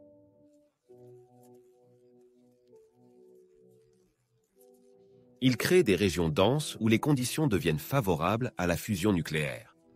La pression et la température intense qui règnent au cœur de ces étoiles naissantes déclenchent la fusion des atomes d'hydrogène en hélium, libérant ainsi de l'énergie. Cette fusion, au cœur de la synthèse nucléaire stellaire, génère les éléments plus lourds, indispensables à la vie et la diversité des éléments chimiques présents dans l'univers. Régions de l'espace-temps où les forces gravitationnelles sont si fortes que rien peuvent s'échapper. Dans les conditions extrêmes près de l'horizon des événements d'un trou noir, des processus théoriques tels que le rayonnement de Hawking prédisent la création de paires de particules et d'antiparticules à partir du vide spatial lui-même. Tandis qu'une particule tombe dans le trou noir, l'autre s'échappe, suggérant une interaction fascinante entre la gravité et la mécanique quantique qui pourrait influencer la formation des particules. À l'échelle cosmologique, le rôle de la gravité dans la formation des particules s'étend à la structure même de l'univers. La distribution de la matière, depuis les structures filamentaires qui constituent la toile cosmique jusqu'à la formation des galaxies et des amas de galaxies, est régie par l'attraction gravitationnelle. Cette distribution détermine les régions où les particules peuvent s'assembler pour former des étoiles, planètes et d'autres corps astronomiques. L'influence directe de la gravité sur le comportement des particules individuelles est éclipsée par les forces électromagnétiques et nucléaires plus puissantes à petite échelle. Son effet cumulatif sur des échelles de temps et des distances cosmiques est crucial pour comprendre l'évolution de l'univers. La formation de particules, étoiles et des galaxies, et la structure même du cosmos sont autant de témoignages du rôle fondamental de la gravité dans le façonnement de l'univers, depuis ses premiers instants jusqu'à aujourd'hui. La théorie de l'inflation est un concept essentiel en cosmologie qui répond à certaines des questions les plus fondamentales sur les débuts de l'univers. Proposée au début des années 1980 par des physiciens tels qu'Alan Guth et André Linder, l'inflation suppose que l'univers a connu une expansion exponentielle dans les premières fractions de seconde qui ont suivi le Big Bang. Cette expansion rapide, beaucoup plus vite que la vitesse de la lumière, a augmenté la taille de l'univers de plusieurs ordres de grandeur en un clin d'œil. L'inflation a été introduite pour résoudre plusieurs problèmes inhérents à la théorie du Big Bang telle qu'elle se présentait à l'époque. L'un d'entre eux était le problème de l'horizon, qui pose la question de savoir comment des parties de l'univers aujourd'hui très éloignées les unes des autres ont pu atteindre la même température alors que la lumière n'a pas eu le temps de voyager entre elles depuis le début de l'univers. L'inflation explique ce phénomène en suggérant que ces régions étaient autrefois proches les unes des autres avant d'être séparées par l'expansion rapide, leur permettant d'atteindre l'équilibre thermique avant d'être séparées au-delà de l'horizon de la connexion causale. Une autre question abordée par l'inflation est le problème de la planéité. Les observations suggèrent que l'univers est remarquablement plat, c'est-à-dire qu'elle est conforme à la géométrie décrite par la géométrie euclidienne sur de grandes échelles, nécessitant un réglage fin des conditions initiales si l'univers s'est étendu à un rythme régulier à partir du Big Bang. L'inflation résout élégamment ce problème en diluant toute courbure dans le tissu de l'univers primitif, ce qui donne un univers qui semble plat à grande échelle, comme observé. L'inflation permet également d'expliquer l'origine de la structure à grande échelle de l'univers. La théorie prédit que de minuscules fluctuations quantiques dans l'univers primitif ont été étirées à des échelles astronomiques par l'expansion inflationniste. Ces fluctuations ont ensuite été à l'origine de la croissance de la structure de l'univers, comme les galaxies et les amas de galaxies, par attraction gravitationnelle. La théorie de l'inflation est étayée par les observations du rayonnement cosmique de fond, la rémanence du Big Bang, qui présente de légères variations de température conformes aux prévisions de l'inflation. Ces observations ont renforcé le rôle de l'inflation en tant que pierre angulaire de notre compréhension de l'univers primitif. La théorie de l'inflation a considérablement amélioré notre compréhension des premiers instants du cosmos. Elle soulève également de nouvelles questions, comme les causes de l'apparition de l'inflation et ceux qui l'a arrêtée. Différents modèles d'inflation ont été proposés, certains incorporant des idées de la théorie quantique des champs et de la théorie des cordes, visant à fournir une image plus complète de CS dynamique. Comment l'inflation explique-t-elle l'uniformité du fond diffus cosmologique? La théorie de l'inflation offre une explication convaincante de l'uniformité observée dans le fond diffus cosmologique. La faible lueur de rayonnement qui imprègne l'univers depuis le Big Bang. Le CMB présente une température presque uniforme sur l'ensemble du ciel, avec des variations incroyablement légères, environ une partie sur 1,00000. Cette uniformité, couplée à l'isotropie de l'univers à grande échelle dans toutes les directions, constituait une énigme importante pour les cosmologistes avant l'avènement de la théorie de l'inflation. Compte tenu de l'immensité de l'univers et de la vitesse limitée de la lumière, les régions situées de part et d'autre de l'univers observable n'ont pas eu assez de temps depuis le Big Bang pour échanger de la chaleur ou de la lumière et parvenir à un équilibre thermique. Ce dilemme, connu sous le nom de problème de l'horizon, a soulevé la question de savoir comment le CMB pouvait être aussi remarquablement uniforme. L'inflation répond à ce problème en proposant une période d'expansion exponentielle peu après le Big Bang. Selon la théorie de l'inflation, l'univers observable est passé d'une taille subatomique minuscule à une taille macroscopique en moins d'un trillionième de seconde. Cette expansion rapide signifie que des régions aujourd'hui situées de part et d'autre de l'univers observable étaient autrefois proches les unes des autres, bien à l'intérieur du contact causal.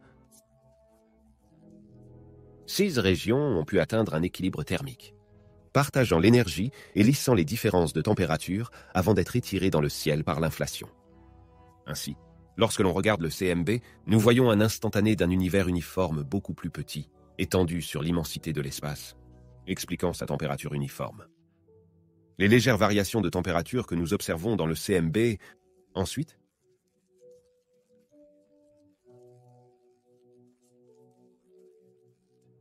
These fluctuations, once minuscule, ont été amplifiées par l'expansion inflationniste pour s'étendre à des échelles cosmiques, formant les germes de la structure à grande échelle de l'univers, comme les galaxies et les amas de galaxies. Les schémas de CES fluctuations dans le CMB ont été mesurés avec précision par des expériences telles que le Cosmic Background Explorer, la sonde d'anisotropie micro-ondes de Wilkinson, le satellite Planck, qui soutient fortement le modèle d'inflation.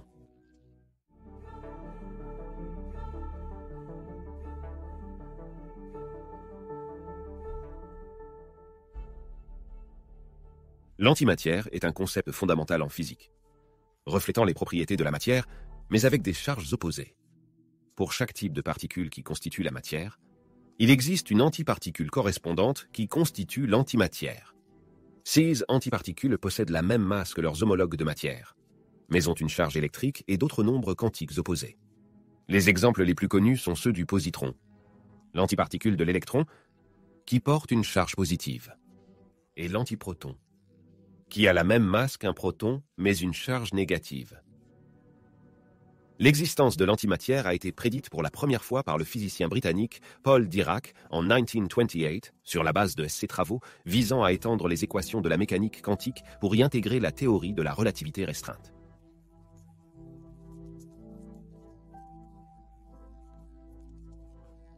Une prédiction qui a été confirmée en 1932 avec la découverte du positron par Carl Anderson. Cette découverte est révolutionnaire, car elle a fourni la première preuve de l'existence de l'antimatière et a validé le cadre théorique de Dirac. Lorsqu'une particule de matière rencontre son antiparticule correspondante, les deux s'annihilent dans une explosion d'énergie, produisant généralement des rayons gamma. Ce processus d'annihilation démontre l'équivalence de la masse et de l'énergie, comme le décrit l'équation d'Einstein M2PMC au carré, et constitue un aspect fondamental de l'interaction de l'antimatière avec la matière. L'antimatière n'est pas seulement une curiosité théorique, elle a des applications et des implications pratiques. En médecine, par exemple, la tomographie par émission de positons repose sur la détection des rayons gamma issus de l'annihilation des positons pour créer des images détaillées du corps. En outre, la compréhension de l'antimatière est essentielle pour faire progresser notre connaissance de l'univers. Les cosmologistes étudient l'antimatière pour répondre à des questions fondamentales sur le Big Bang. Et pourquoi l'univers observable semble être composé presque entièrement de matière, malgré les théories prédisant que des quantités égales de matière et d'antimatière ont été produites dans les premiers instants de l'univers. L'étude de l'antimatière repousse également les limites de la physique des particules, qui met les scientifiques au défi de créer, pièges, et étudier les antiparticules en laboratoire. Expériences avec des atomes d'antihydrogène, par exemple, visent à comparer les propriétés de l'hydrogène et de l'antihydrogène afin de tester les symétries fondamentales de la nature. Ces études pourraient révéler une nouvelle physique au-delà du modèle standard, offrant un aperçu des forces et des particules qui façonnent notre univers. Parlons maintenant de la violation de CP et de son lien avec l'asymétrie matière-antimatière. La violation de CP est un phénomène fondamental de la physique des particules dans lequel l'opération combinée de conjugaison de charge et d'inversion de parité n'est pas conservée. En termes plus simples, cela signifie que certains processus impliquant la transformation de particules en leurs antiparticules correspondantes ne se produisent pas de la même manière lorsque les charges et les orientations spatiales sont inversées. La violation de CP est importante pour comprendre l'asymétrie matière-antimatière dans l'univers. Dans l'univers primitif, la matière et l'antimatière ont été produites en quantité presque égale au cours des processus de création de particules et d'antiparticules. Cependant, si tous les processus physiques respectaient parfaitement la symétrie CP, la matière et l'antimatière se seraient complètement annihilées, laissant derrière elles un univers dépourvu de matière. L'asymétrie matière-antimatière observée suggère qu'il doit y avoir des processus où la symétrie CP est violée. Cette violation de la symétrie CP permet des différences subtiles dans le comportement des particules et des antiparticules, ce qui a conduit à un léger excès de matière qui a finalement donné naissance aux structures que nous voyons dans l'univers aujourd'hui. La violation de CP a été observée expérimentalement dans certaines désintégrations rares de particules élémentaires, telles que les kaons neutres et les mésons B. Ces expériences ont fourni des informations cruciales sur les mécanismes responsables de l'asymétrie matière-antimatière dans l'univers primitif. Cependant, l'origine exacte de la violation de CP et son lien avec l'asymétrie matière-antimatière observée restent des domaines de recherche actifs en physique des particules. Peut-on vraiment comprendre l'origine de l'univers? Cette question a captivé les scientifiques, philosophes et les théologiens depuis des siècles. En plongeant dans les profondeurs de la cosmologie et de la physique des particules, nous découvrons des aperçus du drame cosmique qui s'est déroulé il y a des milliards d'années. Malgré tous nos efforts, la genèse ultime du cosmos reste entourée d'un voile de mystère. Les théories telles que le Big Bang fournissent un cadre pour comprendre l'évolution de l'univers depuis ses premiers instants. Mais lorsque nous regardons en arrière, à l'instant même de la création, nous rencontrons un domaine où les lois de la physique s'effondrent et où notre compréhension conventionnelle vacille. C'est le royaume des températures extrêmes, densité et des énergies où le tissu de l'espace-temps lui-même subit de profondes transformations. Dans notre quête pour comprendre l'origine de l'univers, nous nous heurtons aux limites de la cognition humaine et aux limites de la recherche scientifique. Pouvons-nous espérer percer les mystères de l'existence avec nos esprits finis et nos méthodes empiriques?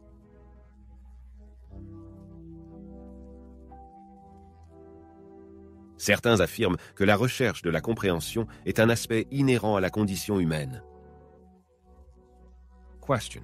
Et chercher des réponses aux mystères les plus profonds de l'existence. D'autres soutiennent qu'il y a des limites à ce que nous pouvons savoir et que certains aspects de la réalité peuvent à jamais nous échapper. Comment le concept de rien s'intègre-t-il dans la physique moderne? C'est une question qui remet en cause notre compréhension fondamentale de la réalité. Dans le domaine de la physique moderne, le néant n'est pas simplement une absence de matière ou d'énergie. Au lieu de cela, c'est un paysage complexe et dynamique régi par les lois de la mécanique quantique. En physique quantique, le vide spatial est loin d'être vide. Il regorge de particules virtuelles qui entrent et sortent spontanément de l'existence, empruntant l'énergie du vide pendant de brefs instants avant de s'annihiler. Ce phénomène, connu sous le nom de fluctuation du vide, suggère que même en l'absence de particules, le tissu de l'espace-temps bouillonne d'activité. En outre, le concept du néant est lié au mystère de l'origine de l'univers.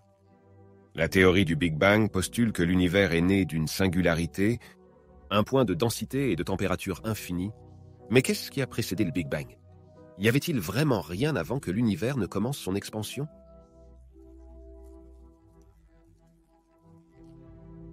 La recherche en physique des particules a des implications considérables qui dépassent les limites du laboratoire, offrant de nombreux avantages à la société. Le sujet peut sembler ésotérique. Les progrès réalisés dans le domaine de la physique des particules ont donné des résultats tangibles qui ont un impact sur notre vie quotidienne. L'une des contributions importantes de la recherche en physique des particules est son rôle dans l'imagerie et le traitement médicaux. Des technologies telles que PT et les IRM trouvent leur origine dans la recherche en physique des particules. Ces techniques d'imagerie sont essentielles pour diagnostiquer les conditions médicales et orienter les plans de traitement, améliorer les résultats des soins de santé pour des millions de personnes dans le monde. En outre, la physique des particules a ouvert la voie au progrès de la radiothérapie pour le traitement du cancer. Des techniques telles que la protonthérapie, qui utilisent des faisceaux de protons pour cibler précisément les tumeurs tout en minimisant les dommages aux tissus sains environnants, sont issues de la recherche en physique des particules. Ces thérapies offrent des options de traitement plus efficaces et moins invasives pour les patients atteints de cancer. La recherche en physique des particules a contribué au développement de matériaux et de technologies innovants. Par exemple, inventé au CERN pour faciliter la communication entre les chercheurs, a transformé la manière dont on accède à l'information et dont on la partage à l'échelle mondiale. En outre, les progrès réalisés dans les technologies des détecteurs de particules ont permis de créer des détecteurs plus sensibles utilisés dans les contrôles de sécurité, la surveillance de l'environnement et même l'exploration archéologique. La recherche de connaissances fondamentales en physique des particules est souvent à l'origine de progrès dans d'autres disciplines scientifiques. Collaboration entre physiciens et les mathématiciens favorisent la recherche interdisciplinaire qui alimente l'innovation dans divers domaines. Les futures découvertes en physique des particules promettent de révolutionner divers aspects de notre vie quotidienne.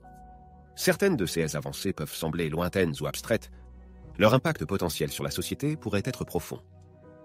La production et le stockage de l'énergie constituent un domaine où les découvertes futures pourraient avoir un impact significatif. Les percées dans le domaine de la physique des particules pourraient conduire au développement de sources d'énergie plus efficaces et plus durables, contribuer à répondre à des préoccupations urgentes telles que le changement climatique et la sécurité énergétique. Par exemple, les progrès de la recherche sur l'énergie de fusion, inspirés par l'étude de la physique des plasmas dans les accélérateurs de particules, pourraient un jour constituer une source d'énergie propre et pratiquement illimitée. Les découvertes en physique des particules peuvent conduire à des avancées dans les domaines de la technologie et de l'informatique. Le développement de l'informatique quantique, qui s'inspire fortement des principes de la mécanique quantique explorés en physique des particules, pourrait révolutionner des domaines tels que la cryptographie, la découverte de médicaments et l'intelligence artificielle. Les ordinateurs quantiques peuvent résoudre des problèmes complexes à une vitesse exponentielle par rapport aux ordinateurs classiques, ouvrir de nouvelles possibilités pour la recherche scientifique et l'innovation. Recherche en physique des particules, tout en offrant un immense potentiel de progrès scientifique.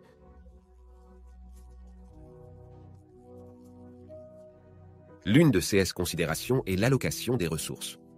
Les expériences de physique des particules nécessitent souvent des investissements financiers importants et l'accès à des technologies sophistiquées. Les critiques font valoir que ces ressources pourraient être mieux affectées à la résolution de problèmes sociétaux urgents tels que la pauvreté, les soins de santé et l'éducation.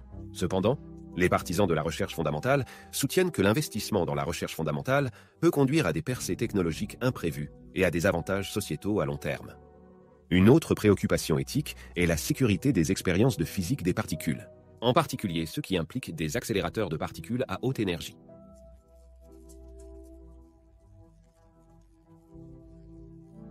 Certains s'inquiètent des risques potentiels, comme la création de micro-trous noirs ou la libération de radiations dangereuses. Les chercheurs et les organismes de réglementation doivent soigneusement évaluer et atténuer ces risques afin de garantir la sécurité des expérimentateurs et du public.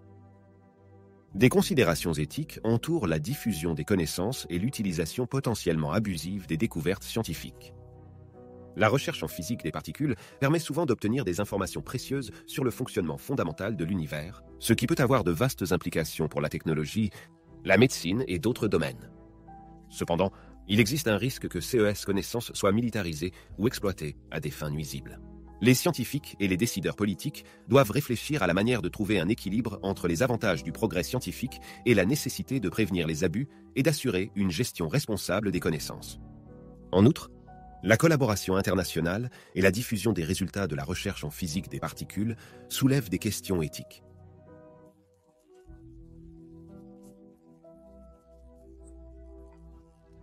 Cependant, des questions telles que les droits de propriété intellectuelle, le partage des données et un accès équitable aux possibilités de recherche, en particulier lorsque les ressources sont limitées ou qu'il existe des disparités entre les nations. Il est essentiel de garantir une collaboration équitable et transparente pour défendre les principes de l'intégrité scientifique et promouvoir le progrès mondial.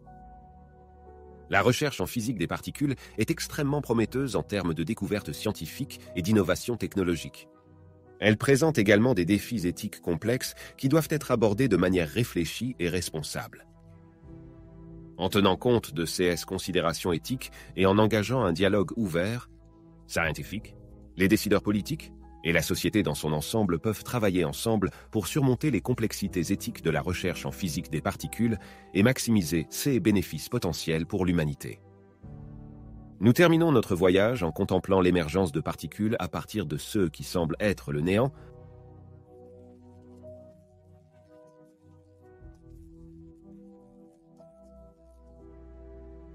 Peut-être, dans la symphonie cosmique de la création, il existe une vérité plus profonde qui échappe à notre compréhension actuelle, une vérité qui témoigne de l'interconnexion de toutes les existences et du potentiel infini inhérent au tissu de la réalité. Se pourrait-il que les particules ne proviennent pas d'un néant, mais du réservoir illimité de possibilités qui imprègne le cosmos? En fin de compte, la question de savoir comment les particules se forment à partir du néant nous invite à contempler notre place dans la vaste étendue de l'univers et à embrasser l'émerveillement et le mystère qui nous entoure. Il nous met au défi d'élargir notre esprit au-delà des limites de la pensée conventionnelle et d'embrasser les possibilités illimitées qui se trouvent au cœur de l'existence. Comment pensez-vous que les particules ont pris vie? Comment tout cela a-t-il commencé? Faites part de vos réflexions dans les commentaires ci-dessous. Merci de votre attention.